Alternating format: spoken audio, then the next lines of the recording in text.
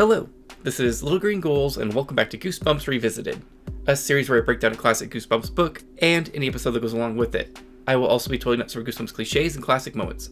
This week, I'm excited to visit Chicken Chicken.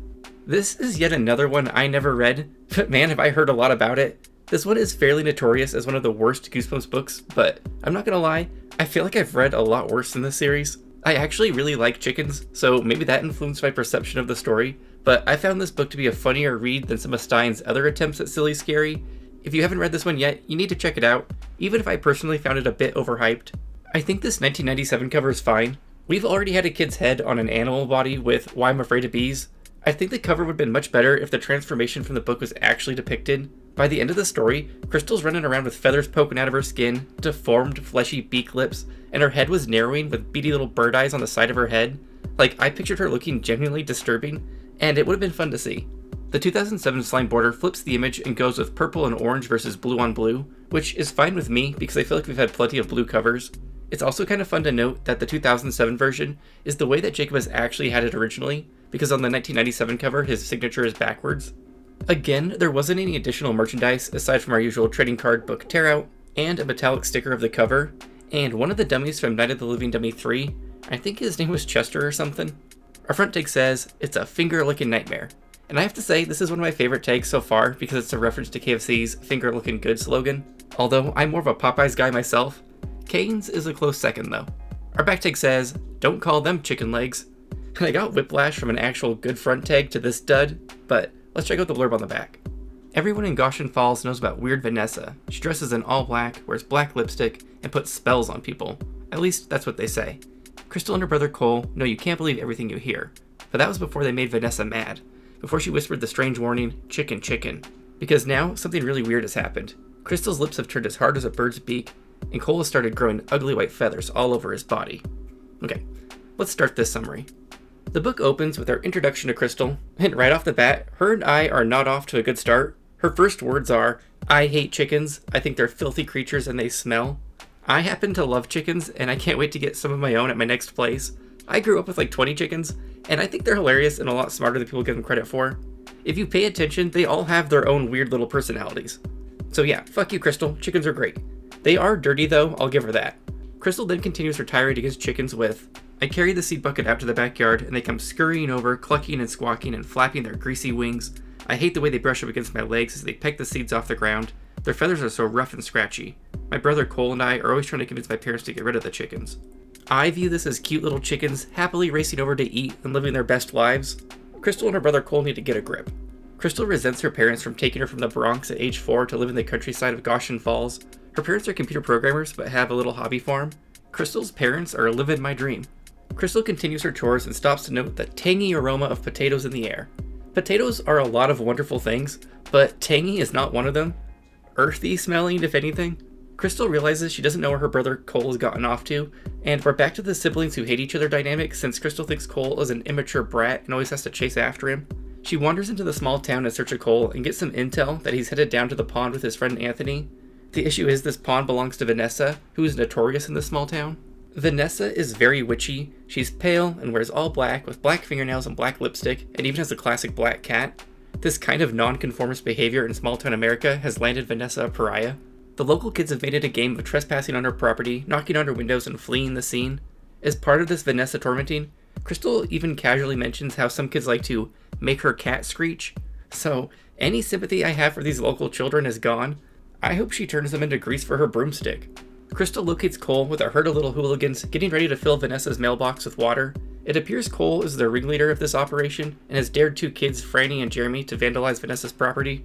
Crystal rightfully thinks this is a terrible idea and is unnecessarily mean, but the kids won't back down from a dare. If you've seen A Christmas Story, you know why a dare just isn't worth it sometimes. This is nuts. Stop.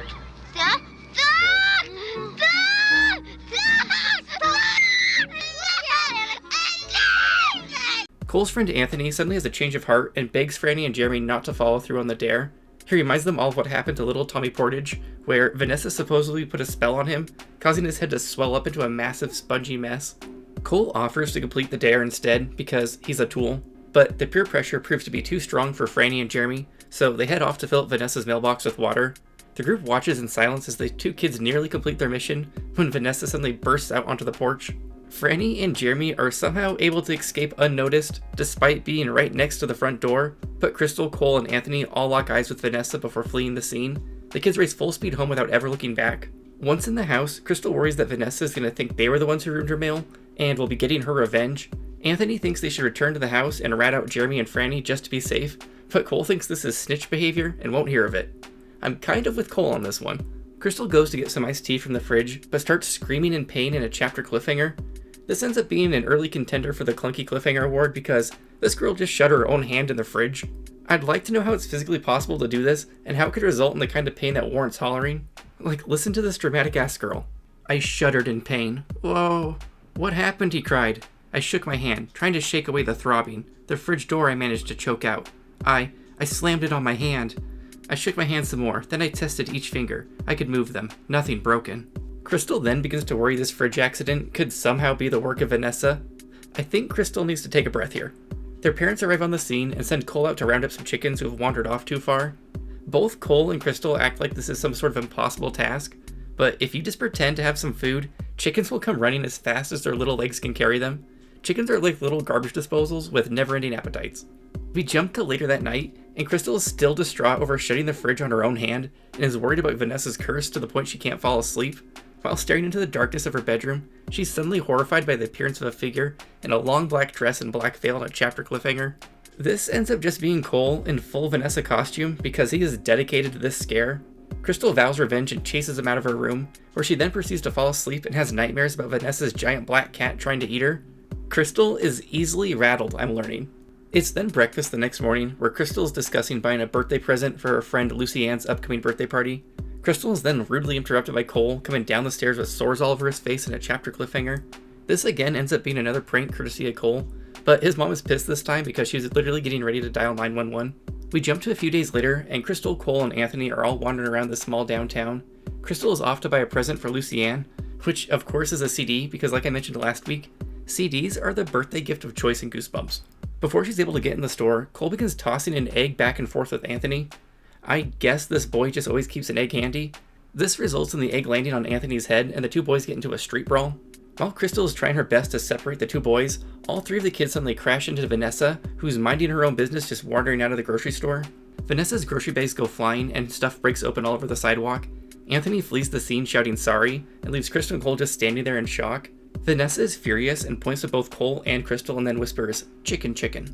Crystal then gasps as if she's been slapped, and the two kids again race all the way home. In the kitchen while trying to cool down, Crystal says they should have stayed and helped clean up Vanessa's mess, but Cole shows no remorse because he's a little douchebag. Later on, we have a random dinner scene where we learn Crystal sucks at basketball and Cole has perfect pitch, like Alex from Ghost Camp.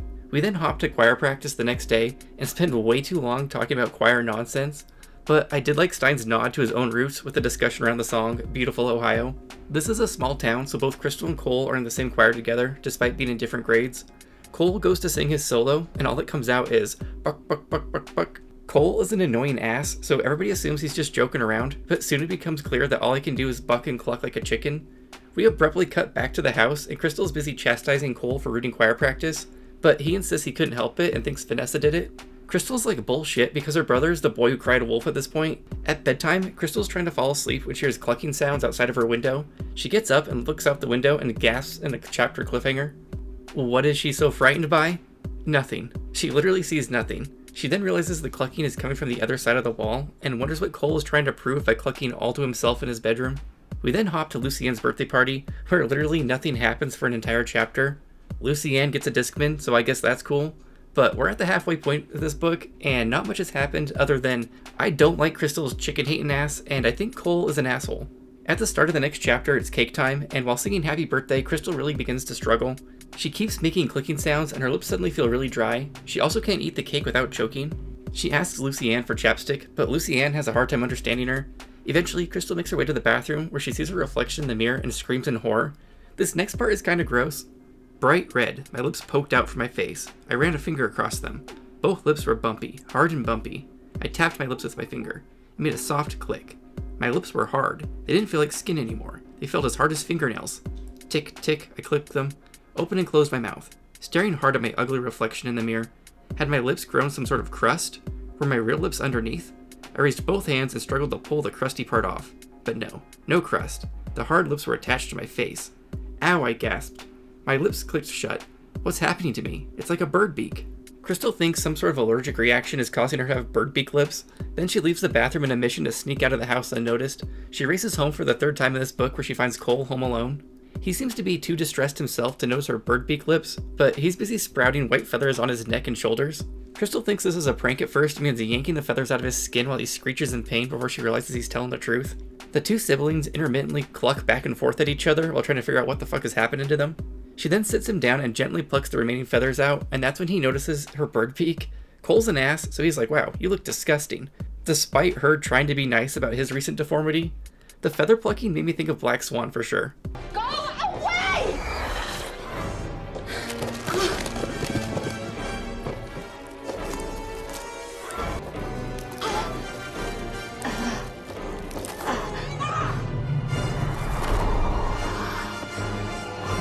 They wait for their parents to come home, but the kids fall asleep before they arrive. The next morning, Crystal wakes up and finds herself covered in feathers, and her bird beak lips are even larger. Cole enters the room and he's also even more feathery than the night before. Cole's hands are turning claw-like, so Crystal rips out her feathers painfully and then defeathers her brother for the second time. The two kids try to problem solve, but they can hardly talk to each other because they keep clucking between every other word. They head downstairs to tell their mom that they've been transformed into chickens by Vanessa, but all she can say is good. She needs 2 more chickens for the barbecue this afternoon. I thought she was being sarcastic in response to an assumed prank, but she's just on the phone talking to a friend. Stein makes sure to note that the mom is tapping her fingernails on the Formica countertop, and I don't know why I find being that specific about the countertops to be so odd, but I do. Nothing else gets that level of detail in these books. Once the mom is off the phone, they try to get her to take 2 seconds to notice them, but she's too busy prepping for a barbecue they're having that afternoon. It goes on for pages with the kids being like, cluck, cluck, cluck, we're turning into chickens, and her going, that's nice, dear. When she finally sees Crystal's bird lips, she's like, wow, those look chapped, go put some cream on them. And eventually the kids just give up trying to get their mom to take them seriously. Crystal and Cole decide the next best thing to do is to tell Anthony, so maybe he can help convince their mom that Vanessa has turned him into chickens. On the way to Anthony's, they spot Vanessa, and when they confront her about this chicken situation, she can only cackle and says, chicken, chicken, at the 2 kids as she struts away. Vanessa's like, fuck these kids, mess with my goddamn groceries and mail. They get to Anthony's house, and immediately expect him to understand what's happening to them.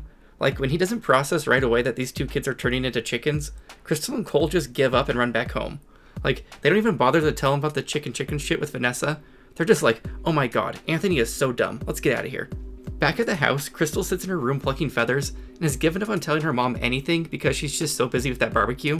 I think if she actually showed her mom the feathers popping out of her damn neck, the barbecue could take a back seat. Crystal ends up going downstairs with her little claw hands to help out with the barbecue when she spots Cole in the chicken coop on his hands and knees picking up seeds like his chicken brethren.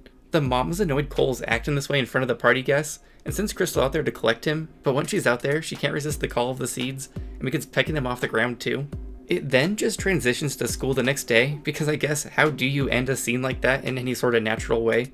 Crystal comments in passing how she couldn't eat any of the barbecue chicken because it made her nauseous, but I think Stein should have gone all out and included some cannibalism. After school, Crystal's trying to sneak home before her feathers reappear, but her basketball coach intercepts her and tells her she's going to be one of the starters at the game today, so to get into the locker room. Instead of just piecing out, Crystal decides to subject herself to a basketball game, even though she's actively anamorphing into a chicken. At the game, she can't run without bobbing her head up and down like a chicken, and she starts to fold her arms into her armpits like she's doing the chicken dance.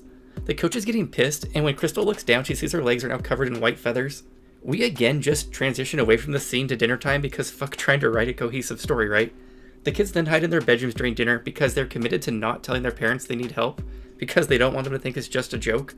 I'm failing to understand the logic here. They don't want to tell their parents out of fear of them thinking it's a prank, so let's just sit here and slowly continue to transform into chickens. Okay then. The parents leave the house for a PTA meeting after dinner, and the kids emerge from their bedrooms covered in feathers and peck up the leftover dinner crumbs. We then spend a chapter as the 2 kids sneak through the tiny downtown in the dark on their way to Vanessa's in hopes that they're able to beg for forgiveness and she'll remove the spell. The most entertaining part of this chapter is that Cole seems unfamiliar with the concept of apologizing. They knock on Vanessa's front door and get no response. They peek into the windows and notice a bunch of old books lying around. Crystal thinks maybe they can find a spell book in there and then maybe reverse the chicken spell, so they do a little breaking and entering. Once inside, they're startled in a chapter cliffhanger by a screech they think is Vanessa, but this ends up being a cat. I wonder if this cat will end up being some poor kid that got anamorphed by Vanessa. Crystal picks up a dusty book and thinks it might be the one they need when Vanessa suddenly appears and flicks on the living room light. Except not really, it was just a giant portrait of Vanessa, and Cole's the one who turned on the light. Stein is really grasping for cliffhanger content in this one. With the light on, she can see the book is titled Chicken, Chicken, Chicken, which seems a bit excessive for one spell. The kids flee the house with the book and waddle back home with their feathery selves. Once in her bedroom, Crystal's dismayed when she realizes Chicken, Chicken, Chicken is just a cookbook. Again, Stein has to stretch this concept out somehow. While passing her bedroom mirror, Crystal notices her head is narrowing and her eyes are becoming black and beady and migrating to the sides of her head. The kids then go outside again so we can walk back to Vanessa's house in the dark like we just did a couple chapters ago. It's truly thrilling stuff. This book has a bad reputation, but really its biggest crime seems to be pretty typical of the worst of the Goosebumps books to me. A half-baked concept with a whole lot of page filler. I think people's hatred for this book is really influenced by the bad cover. Once back at Vanessa's, we jump right back into where these kids were doing like 15 pages ago, digging through books in Vanessa's empty house. Crystal briefly gets distracted by a bowl full of sunflower seeds on a coffee table, because who doesn't just keep a candy dish full of seeds? Cole finally finds some magic books, so hopefully we can get this show on the road. They come across a chapter focused solely on various chicken spells, and one helpfully labeled Human into Chicken Spell. Together they decide they just have to do this spell in reverse and hope for the best. This begins a multi-page process of saying magic words and doing special movements, which doesn't really make any sense because all Vanessa said was chicken chicken when she originally cast the spell, but whatever. Once Crystal has completed the spell, she begins to feel funny. From here, the book devolves into stupidity that feels impressive after even being 53 books in deep. Crystal and Cole are no longer human-sized chickens, they're now giant chickens. Crystal has messed up the spell somehow. Oh no. She then spends a bit re-attempting the spell, but does it wrong yet again, and now the kids are baby chicks. This poses a bigger problem than before, because now the spellbook is too big to navigate, but more importantly, there's a cat roaming around this house, and a baby chick looks like a snack. The chapter ends with Vanessa's cat pouncing on Crystal on a chapter cliffhanger. I wouldn't mind if the book just ended here, but we got 10 more pages. The cat puts Crystal in its mouth, and then it spits her out so we can swat her around some more. I'm suddenly having flashbacks to Legend of the Lost Legend, because this is basically the chapter with the giant robo-cats who play with their food. This goes on for way longer than necessary until Vanessa appears and scoops up the little chicks, Crystal and Cole. Vanessa is quite pleased with herself and giggles at the idea of the two kids getting eaten. I like that Vanessa gives no fucks. It makes the story way more fun than it has any right being. Crystal hops out of Vanessa's hands to a conveniently located typewriter and types out this apology. Vanessa, we're really sorry. We didn't mean to spill your groceries. We came to apologize. Vanessa just laughs and says your apology is too little too late and there's nothing she can do. Crystal types please on the typewriter, and this causes a slight change of heart in Vanessa, because she says she cares more about manners than anything else. When they crashed into her, they didn't even apologize, so she had no choice but to teach them a lesson. Which sounds logical to me. Chickens and manners are definitely related topics.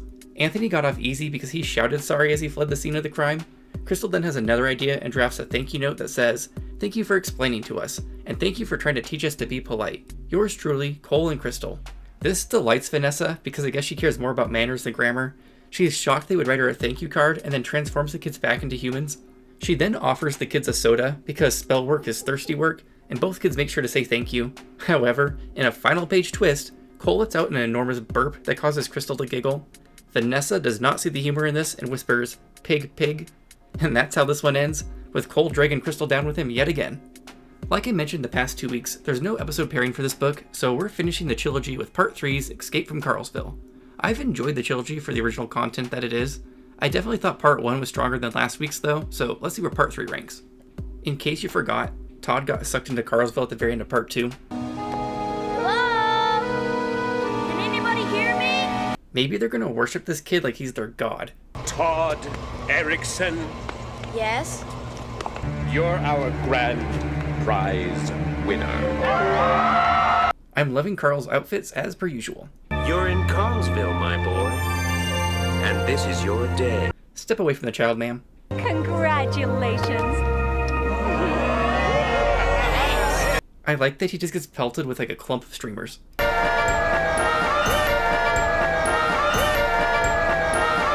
Well, they solved that mystery fairly quickly. This sign said population 100 a minute ago. Todd!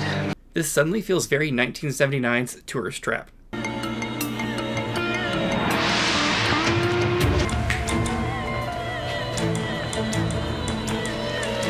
He's getting transformed into plastic like that Simpsons Treehouse of Horror episode. Unveil the Plasto Blaster. What's a plasto blaster? I think I was meant to be a cartoon villain because I love stuff like this.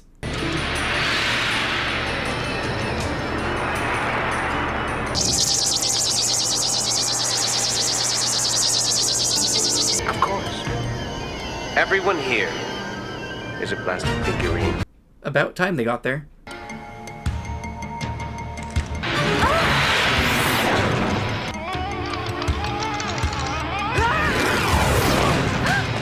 This stuff is nightmares.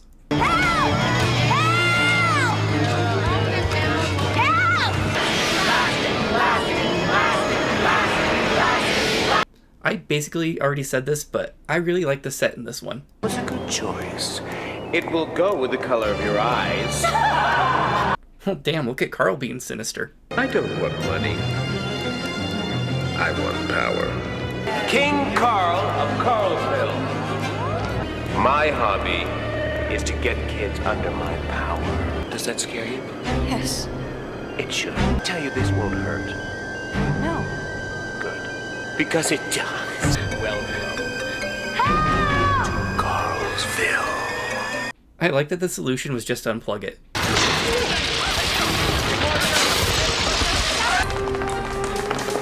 Boy, am I glad to see you guys. Come on. Todd's mom's vacuuming is setting off Carl, and I can relate. What is that annoying racket? Just a little Deus Ex Machina. What? They must be vacuuming! We're dead! Look! Return to Main Street! What for? Because maybe we get sucked out!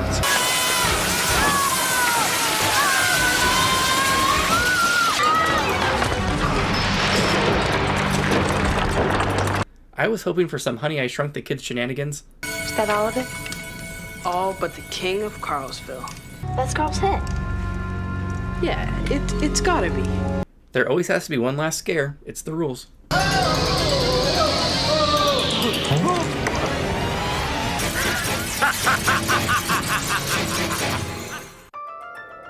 Overall, I thought Chicken Chicken was a fairly weak book, but not egregiously terrible like I've heard it described. I actually found some parts pretty funny, but maybe that just says more about my dark sense of humor than anything. I liked the body horror aspects of Crystal having to repeatedly and painfully rip feathers out of her skin, and her disgusting beak lips and slowly deforming head. Crystal is the unfortunate victim of her brother's behavior, but I like the occasional story where our protagonist is targeted for no good reason.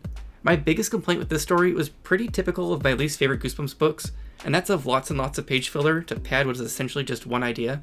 I'm gonna give this one 3 out of 5 chickens. I'd love to hear some of the reasons why people really seem to loathe this one.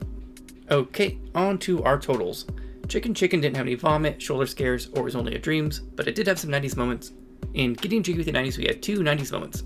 These included our usual appearance of CDs and a Discman. This raises our Goosebumps series total to 163 jiggy 90s moments. There were a handful of pranks in Chicken Chicken courtesy of Cole with a total of 3. These included flooding a mailbox, dressing as Vanessa, and covering himself in fake wounds. This raises our total to 120 pranks. Chicken Chicken was sparse on the cliffhangers with a total of 10 chapter cliffhangers. They were pretty weak throughout this story. This raises our Goosebumps series total to 652. Our clunky cliffhanger award has to be a tie between chapters 3 and 4 and 10 and 11, where Crystal shuts her hand in the fridge door and starts squealing like a stuck pig, and when she gets very dramatic about looking out of the window and seeing literally nothing. Asshole Victim is back this week with our addition of Cole at the very end of the book. Cole is feral and just can't seem to behave himself and keeps dragging Crystal down with him. This raises our Goosebumps total to 30 asshole victims. Shocker ending. Our big twist for this book was right after appeasing the psychotic Vanessa, Cole burps and gets them turned into pigs instead. I think I'd rather be a chicken. This raises our Goosebumps series total to 44. Well, that's it for Chicken Chicken. I get why people don't like this one. I just don't think I understand why people hate it so much. Not gonna lie, I had a good time watching these kids mutate into birds. Let me know in the comments what you thought of Chicken Chicken. Would you prefer to be a chicken or a pig? What's your favorite fast food fried chicken? What was wrong with these parents? Also, what did you think of my witchy and feathery horror clips this week? I'm ashamed I was so excited to get to do witch clips, I forgot to include Black Swan until the last minute when it's one of my favorite movies. Anyways, as always, thanks again for watching, and make sure you subscribe for the pride, the love,